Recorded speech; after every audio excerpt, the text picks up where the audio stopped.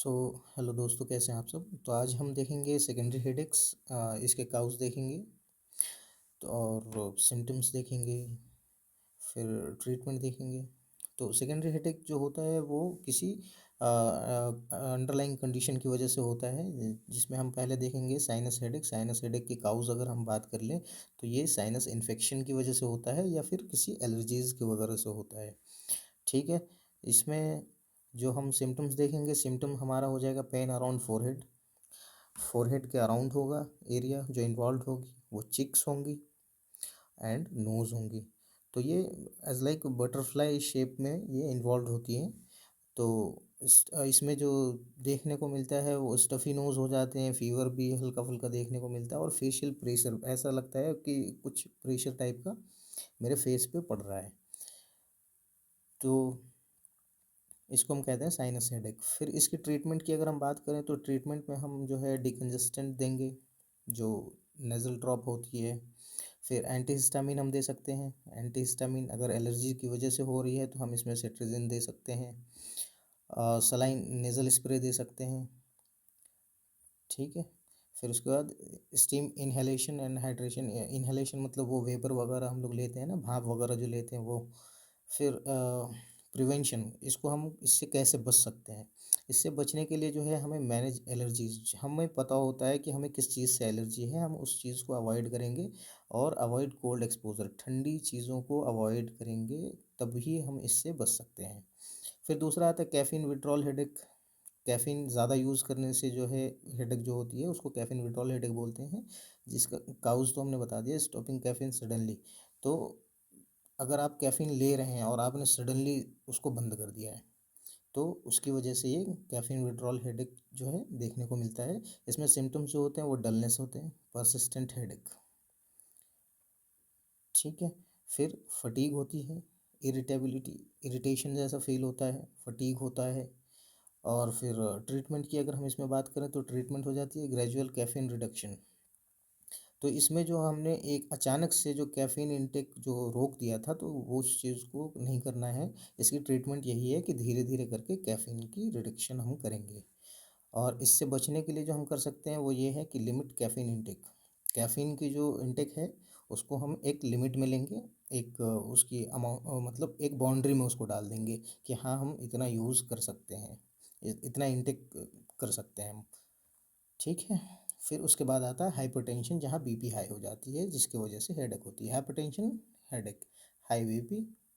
फिर इसकी काउज जो होती है वो नाम से ही पता चल रहा है कि हाई ब्लड प्रेशर होने की वजह से ये हेडेक होती है। इसमें सिम्टम्स की बात करें, थ्रॉबिंग पेन है। थ्रॉबिंग पेन का मतलब हमने कल भी बताया था आपको, मतलब ऐसा लगता है झटके के साथ जो दर्द होती है उसको कहते हैं, मतलब धमक के साथ उसको कहते हैं throbbing pain. Often at the back of the head, पीछे की साइड भी आपको देखने को मिलेगा। डिजीनेस, चक्कर जैसा होगा। विज़न प्रॉब्लम, देखने में दिक्कत होगी। ट्रीटमेंट की बात करें, इसको हम कैसे ट्रीट कर सकते हैं। बीपी को, ये बीपी बढ़ने की वजह से हो रही थी तो हम बीपी को कंट्रोल करेंगे, चाहे इसके लिए मेडिकेशन देनी पड़े या फिर लाइफस्टाइल चेंजेस करनी पड़े। लाइफस्टाइल चेंजेस में हो गई जैसे पानी ज़्यादा पियेंगे, खाना पीना जो है वो हम ज़्यादा कोशिश करेंगे कि मतलब वेज खाना खाने के लिए, नॉन वेज से थोड़ा दूर हटेंगे।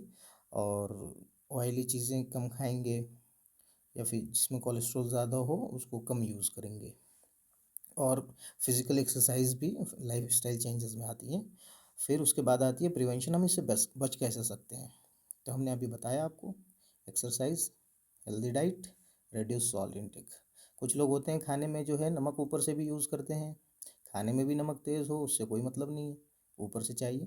तो ऊपर से नमक का यूज़ बंद करना है, हेल्दी डाइट लेना है और फिज़िकल एक्सरसाइज करना है। इस चीज़ से, ये सारी चीज़ों से हम इसको जो है हम प्रिवेंट कर सकते हैं ये होने से। देन उसके बाद आता है हमारा मेडिकेशन ओवर यूज़ हेडेक। अगर हम कोई दवाई ज़्यादा यूज़ कर रहे हैं उसकी वजह से हेडेक हो रहा है, ये रीबाउंड हेडेक होता है। ठीक है, सॉरी, रिबाउंड हेडेक होता है। ये जो है आपको कोई मतलब ये नहीं है कि हाँ स्पेसिफिक एरिया कि हाँ यहाँ हो रहा है वहाँ हो रहा है, ये कहीं भी हो सकता है। सर के दोनों हिस्से में हो सकता है, ये राइट लेफ्ट।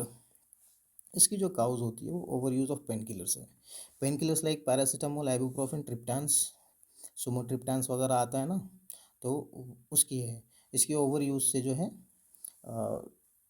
हेडेक होती है, उसको हम मेडिकेशन ओवर यूज़ हेडेक बोलते हैं। इसमें जो सिम्टम्स हमें देखने को मिलते हैं वो सिम्टम्स हैं डेली हेडेक्स, क्योंकि ओवर यूज़ है दवाई का, वो जाहिर सी बात है वो डेली दवाई ले रहा होगा।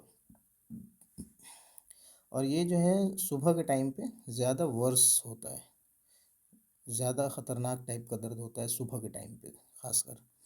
Occurs if pain killers are use too frequently, अगर हम ज़्यादा मतलब रेगुलर जो है पेन किलर्स यूज़ करते हैं तब ये ज़्यादा देखने को मिलता है। इसकी जो ट्रीटमेंट है वो हम स्टॉप पेन किलर्स की वजह से हो रहा है तो हम पेन किलर लेना स्टॉप करेंगे, जब हमें ज़रूरत होगी तब हम लेंगे, और वो भी डॉक्टर के गाइडेंस के अंदर। विदाउट डॉक्टर के प्रेस्क्रिप्शन या फिर सजेशन के हम नहीं लेंगे इसे। फिर है प्रिवेंशन, हम इससे बच कैसे सकते हैं। Use pain killers only as needed, जब ज़रूरत हो तब आप इसको यूज़ करें। ठीक है, तो ये हमारा सेकेंडरी था। जनरल प्रिवेंशन अगर हम देख ले तो ये तो जनरल प्रिवेंशन, स्टे हाइड्रेटेड, पानी पीनी है। पानी तो आप लोगों को मालूम है कितना पानी पीना चाहिए एक इंसान को। अगर आप एथलीट नहीं हैं तो आप 2 to 3 litres, if you are athlete then you have to increase some amount according to your how much your body wants. फिर उसके बाद आता है get enough sleep 7 to 9 hours which is must. Then maintain a balance diet. Balance diet, अपनी जो है diet को तो बैलेंस्ड रखना है, चाहे वो कोई भी दिक्कत हो, कोई भी बीमारी हो, कुछ भी हो, बैलेंस को बिल्कुल डाइट रखना है, सॉरी डाइट को बिल्कुल बैलेंस रखना है, ना कुछ ज़्यादा ना कुछ कम, बिल्कुल बराबर बराबर। Manage stress. स्ट्रेस आज के डेट में तो आधी परेशानी का जो जड़ है वो है स्ट्रेस। तो स्ट्रेस को मैनेज करना है, अल्कोहल रिड्यूस करने की कोशिश करनी है, कैफ़ीन जो है वो रिड्यूस करने की कोशिश करनी है। होप ये वीडियो आपको अच्छी लगेगी, और अगर हमारे चैनल पे आप नए हैं तो प्लीज़ सब्सक्राइब करें और बने रहें दूसरी वीडियो के लिए। Thank you.